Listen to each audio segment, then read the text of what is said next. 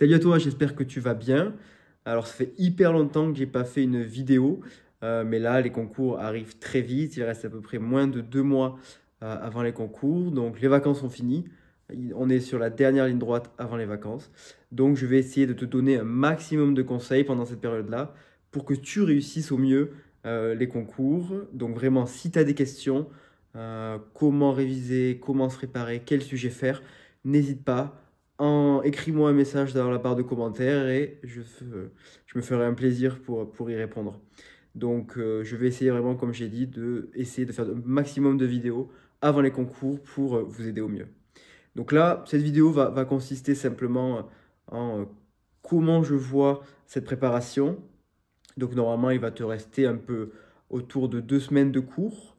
Après, tu vas partir en révision qui va plutôt durer entre 1 mois et 3 semaines. Donc, comment j'envisage cette période? Alors là, il faut surtout pas bâcler les derniers chapitres parce que souvent, on se dit que il n'y a pas de DS sur ces chapitres-là, donc on les oublie, mais n'oublie pas que tous les chapitres sont égaux et que la probabilité qu'ils tombent sont globalement la même que les autres. Donc ne bâcle surtout pas les derniers chapitres, apprends-les correctement, tu les fiches, et puis voilà, comme les cours classiques. Donc là, techniquement, à ce moment-là de l'année, tu es censé connaître ton cours au mieux, ou alors il va te falloir euh, peut-être 1 à 2 semaines de révision des cours. Mais là, c'est la période où vraiment il faut entamer les sujets de concours. C'est-à-dire que tu ne peux pas arriver au concours sans t'être exercé. Donc effectivement, normalement, tes profs vont t'aider à travers des sujets. Vous allez revoir globalement le programme. Mais c'est vraiment mieux d'arriver pendant ce mois de révision en connaissant le cours de façon large. Je sais que c'est très difficile. Souvent, on est sous l'eau toute l'année.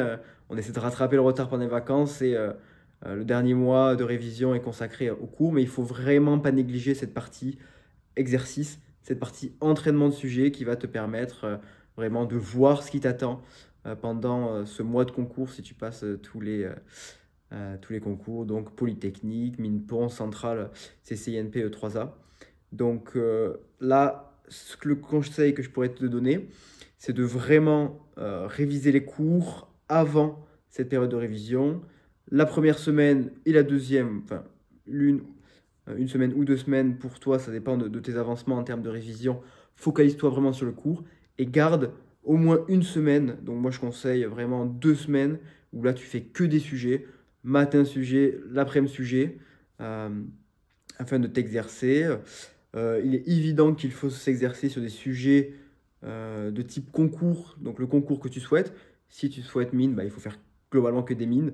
Voilà, donc souvent, les élèves de ce niveau-là vont faire des sujets mines centrales, un peu de l'X.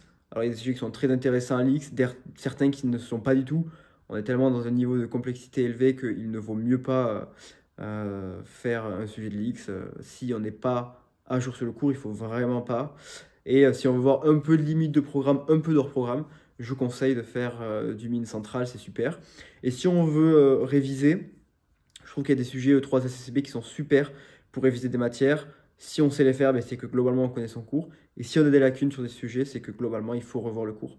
Donc je conseille vraiment les sujets E3 ACCP pour voir si on connaît son cours. Et une fois qu'on sait qu'on le maîtrise, attaquer vraiment des sujets mine centrale.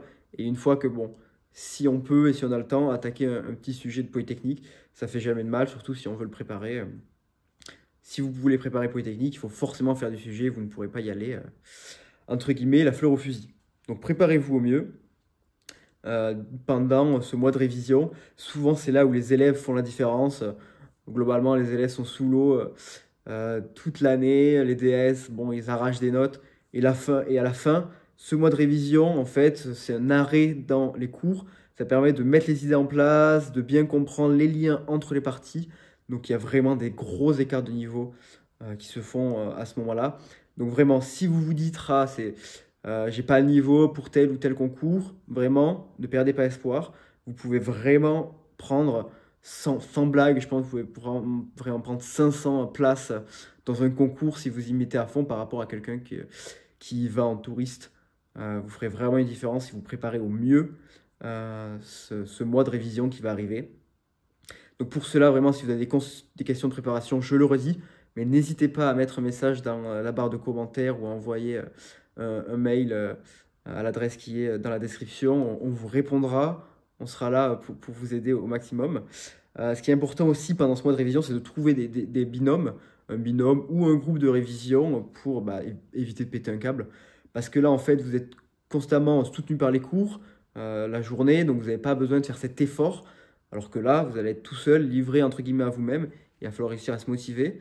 Et c'est hyper important d'avoir un super cadre de travail parce que c'est vraiment pas une période facile. On est stressé, on ne sait pas ce qui nous attend, donc il vaut mieux être bien entouré pour pouvoir réussir au mieux ses révisions et arriver au mieux préparé au concours. Donc je vous conseille vraiment de trouver un binôme ou un groupe, voilà, mais pas, il ne faut pas non plus être 8, mais un groupe 2, 3, 4, 5 maximum pour faire un groupe de révision, c'est l'idéal pour vous motiver et pour voilà, réviser ensemble. Si vous avez des questions, vous pouvez vous aider entre vous. Donc voilà. Donc je vous laisse pour cette vidéo. N'hésitez pas à poser des questions comme je l'ai dit. Et puis on se retrouve très vite pour une autre vidéo conseil un peu plus spécifique. Allez, ciao ciao!